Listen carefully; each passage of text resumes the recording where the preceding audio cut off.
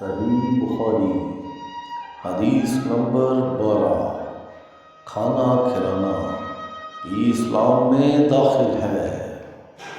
ہم سے حدیث بیان کی عمر بن خالد نے، ان کو لیث نے، وہ روایت کرتے ہیں یزید سے، وہ ابو الخیر سے، وہ عبداللہ بن عمرو بن عاص سے کہ ایک دن ایک آدمی نے نبی کریم صلی اللہ علیہ وآلہ وسلم سے پوچھا کہ کون سا اسلام بہتر ہے؟